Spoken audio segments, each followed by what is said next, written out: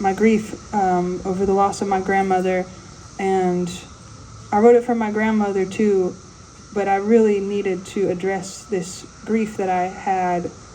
I had been carrying around this weight of not being there, quote unquote, in time at the end. I had missed being there when she passed by 6 hours, and I was rushing to get there across the country. I'd been playing a show in Kansas, was trying to get back to Lancaster, Pennsylvania, and then for the next 2 years or so, I was carrying around this weight that I could have known or something, and could have been there in time. And she lived this beautiful long life. She lived to be 92, and I got to know her so well, and she was so much an influence in my childhood, and was the one adult that I had a lot of one-on-one time with as a kid. I was the oldest of four, and my parents were pretty busy, and I had a really good relationship with this particular grandmother.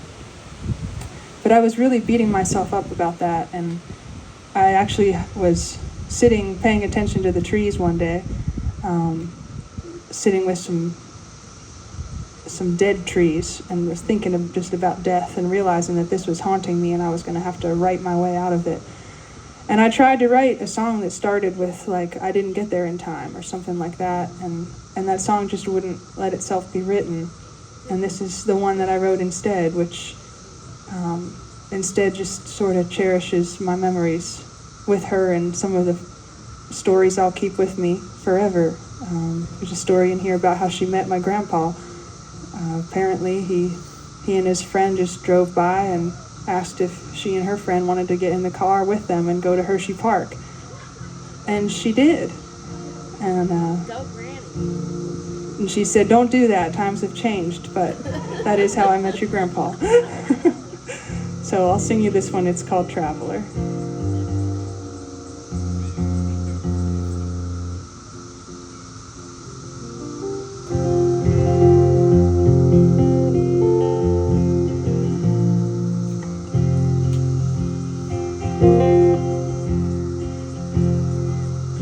I'd stop in just to open her windows, later on just to close them again. I'd cradle her feet in my hands, and she'd apologize for her ancient skin. But she still let me play with her hair. We made it a crown, silver and thin. She insisted on carrying all that she could. The milk was too heavy, but spoons were good. She was a traveler at heart. Her must have been something to set off somewhere unknown, and travel so light and unencumbered, and leave everything that she owned, and just set off somewhere unknown. Walking home from the soda fountain, that's where her memories of him begin. Hey, do you girls want to ride up to Hershey Park? They both giggled, said sure, and climbed in.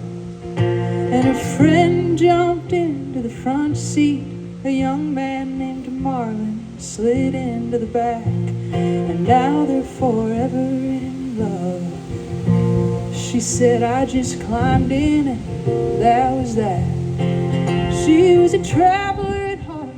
Oh, it must have been something to set off somewhere unknown, and travel so light and unencumbered, leave everything that she owned, and just set off somewhere unknown.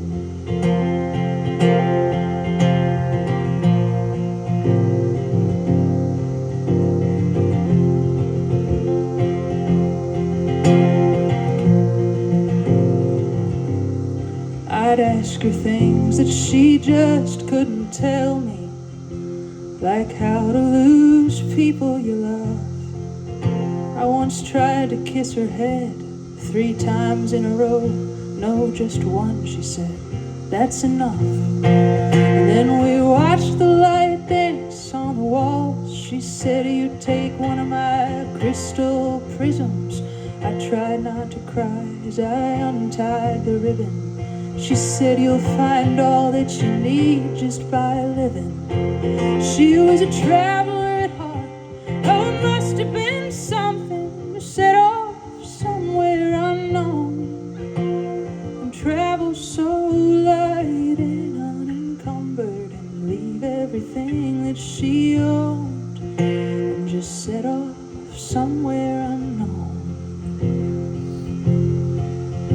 and just set off